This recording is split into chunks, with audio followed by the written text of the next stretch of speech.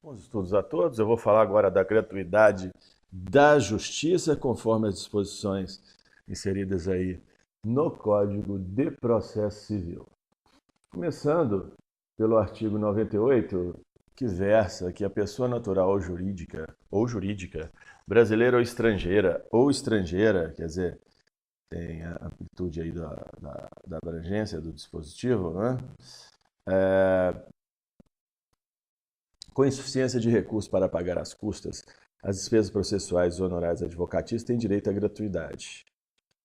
Dos recursos cabíveis, da decisão que nega a gratuidade, cabe agravo de instrumento. Então, eu coloquei aqui nega agravo. O A serve para o A do nega e para o agravo, para poder gravar. Aqui consegue gratuidade, não cabe agravo de instrumento, e se essa decisão for em sede de sentença, não é? Então o recurso cabível é a apelação.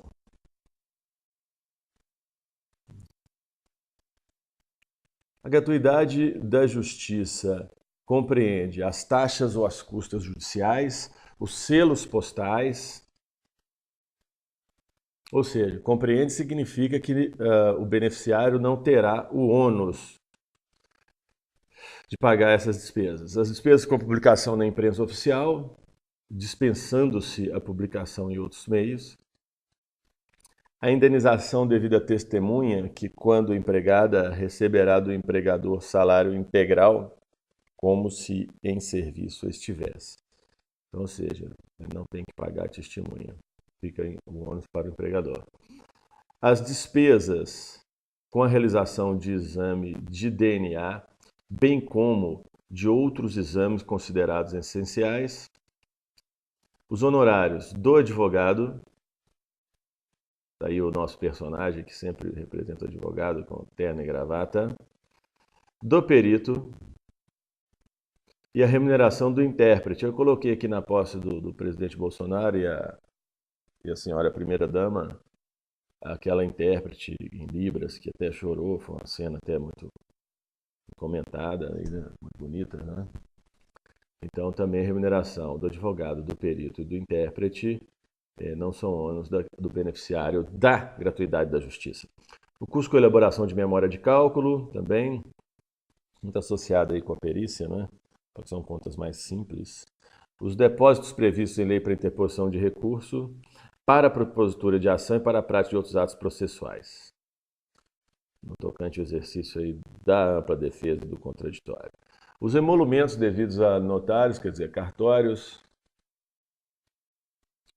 também não são devidos. Sendo que a concessão da gratuidade não afasta a responsabilidade do beneficiário pelas despesas processuais e pelos honorários advocatícios decorrentes da sucumbência. É importante, então, não está dispensado, em regra, da sucumbência.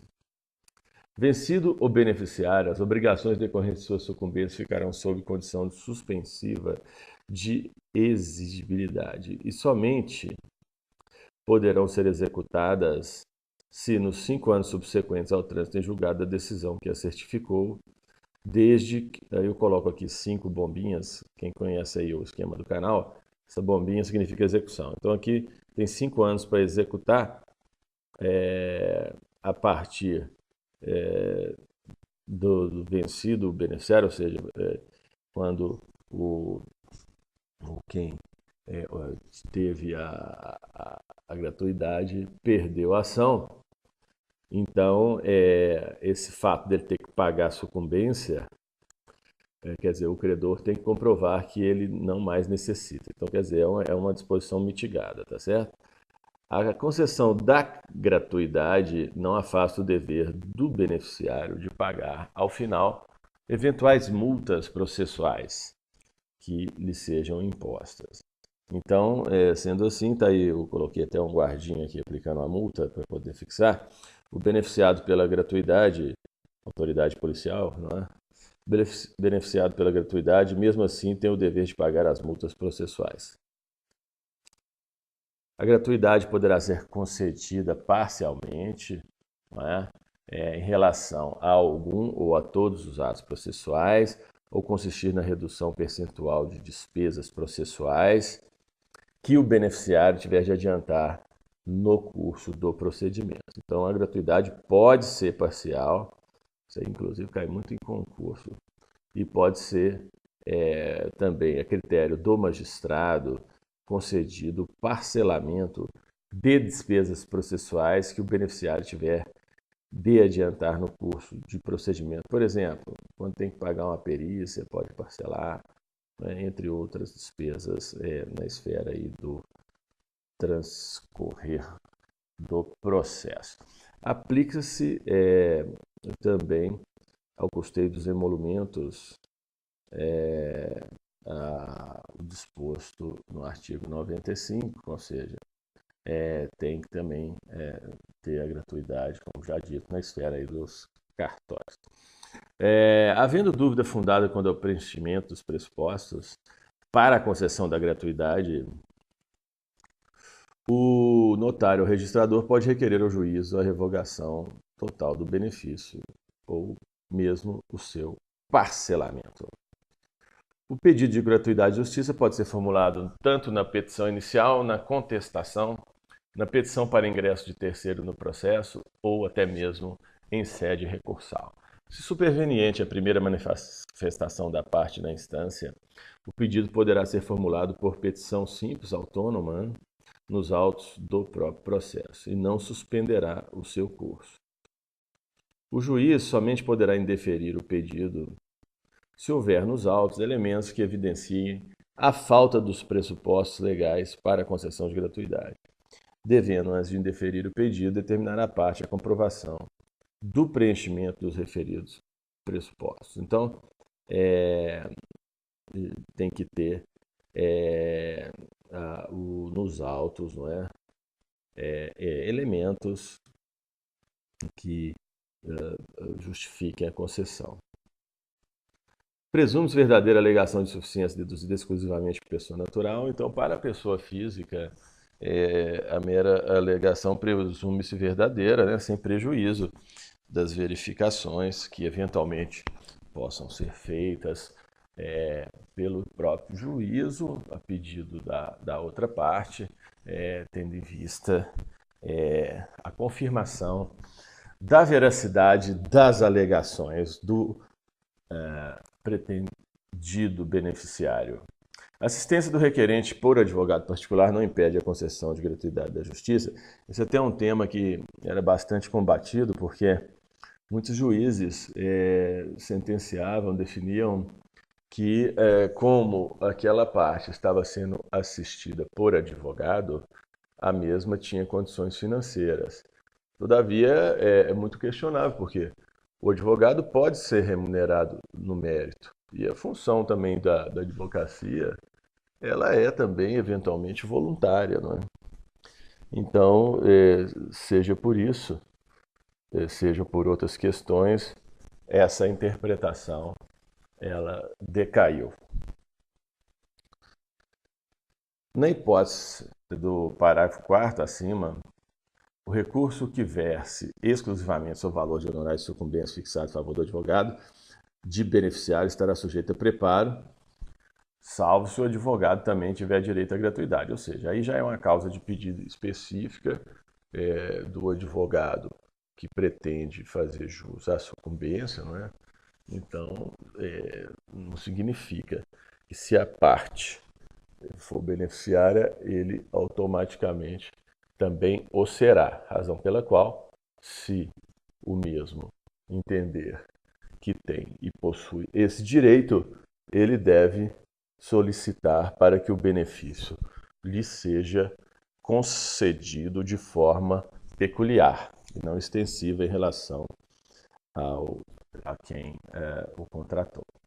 O direito à gratuidade da justiça é pessoal, não se estendendo a litisconsórcio ou sucessor do beneficiário, salvo requerimento e deferimento expresso. Então, em regra, não se estende a gratuidade ao litisconsórcio, nem ao sucessor, que deverá requerer, se assim o pretender.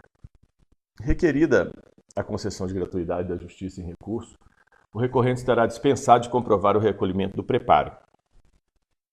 incumbindo o relator, nesse caso, apreciar o requerimento e deferi-lo, fixar prazo para a realização do recolhimento. Então, em sede de recursão, não precisa de recolher o preparo até apreciação do relator em relação ao pleito da gratuidade, sendo que, no caso de sua denegação, o próprio relator irá fixar prazo para o devido recolhimento, se for o caso. Revogado o benefício, a parte arcará com as despesas processuais que tiver deixado de adiantar e pagará. No caso de má-fé, vamos supor que esse beneficiário tinha uma condição financeira suficiente para que ele arcasse com as despesas e mesmo assim requereu o benefício da gratuidade, então evidenciada a má-fé, não é, de pedir aquilo que não é verdade, ele será multado até o décuplo do que deveria pagar caso não tivesse pedido a gratuidade. Então eu coloco aqui uma figura, isso aqui é um símbolo de má-fé, né? Ele jura e põe a figa aqui atrás do paletó, significando que está mentindo, ou está de má-fé. Então paga até 10 vezes o que deveria pagar, em virtude do caráter sancionatório desse dispositivo. E essa multa será revertida em prol da Fazenda Pública, Estadual ou Federal e poderá ser inscrita em dívida ativa.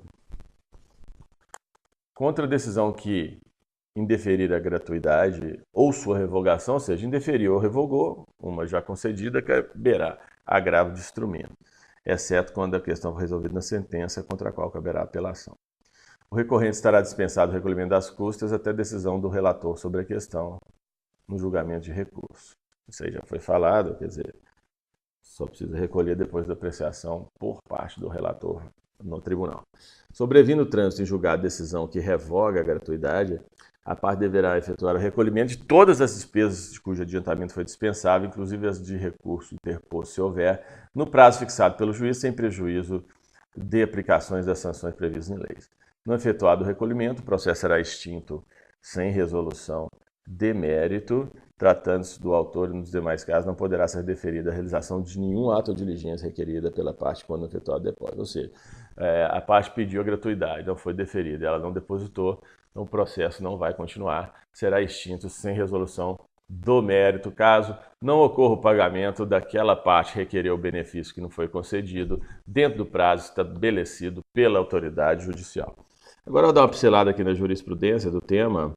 O STJ já decidiu que o benefício da assistência gratuita, requerida a qualquer tempo, possui efeitos ex nunc, ou seja, o que é ex nunc? Ele só vai prevalecer daquele ponto para frente. Então vamos supor que a parte pretendeu ser beneficiário já no desenrolho do projeto, né? no desenvolver do projeto, então quer dizer, ele já tinha o dever ou já tinha pago despesas processuais, não é? Ou outras que não pagaria se fosse beneficiário da gratuidade. Todavia, essa decisão de concessão da gratuidade de forma já incidental, ou seja, durante o transcorrer do processo, não produz efeitos anteriores à sua concessão, e somente do momento da sua concessão para adiante. Então, daí evidencia, por óbvio, o efeito ex nunc, quer dizer, daí para frente. Importante também destacar aqui a súmula 481 do STJ, que faz jus ao benefício da justiça gratuita à pessoa jurídica com ou sem fins lucrativos que demonstrar sua impossibilidade de arcar com os encargos processuais. Então, no caso da pessoa jurídica, também foi estendido a possibilidade do benefício da gratuidade. Entretanto, a empresa, pessoa jurídica, deverá provar que não possui essa condição de arcar com as despesas e encargos processuais, diferentemente da pessoa física, que ela alega, não é, e pode ser concedida sem uma comprovação cabal de sua hipossuficiência ou de sua impossibilidade de arcar com as despesas processuais. Então, as regras para pessoa física e jurídica no tocante à concessão são diferenciadas, sendo que a pessoa física não precisa necessariamente, em regra, de provar a situação que se encontra, de não poder assumir os encargos, e a pessoa jurídica tem que provar. Então, nesse sentido, o parágrafo 2º do artigo 99 revela que o indeferimento do benefício deve ser a última opção. Caso existam elementos nos autos que revelem a falta dos pressupostos para a concessão da gratuidade, deve o juiz, antes de indeferir o pedido, determinar a parte de comprovação dos preenchimentos do pressuposto. Ou seja, tem ainda que dar a oportunidade do contraditório substancial e para que a parte, ainda assim que não tenha comprovado essa necessidade, possa o fazer, e somente após essa manifestação da parte é que o pedido deve ser eventualmente indeferido. Sendo assim, finalizamos esse vídeo, agradecendo aí a audiência de todos e desejando bom aprendizado.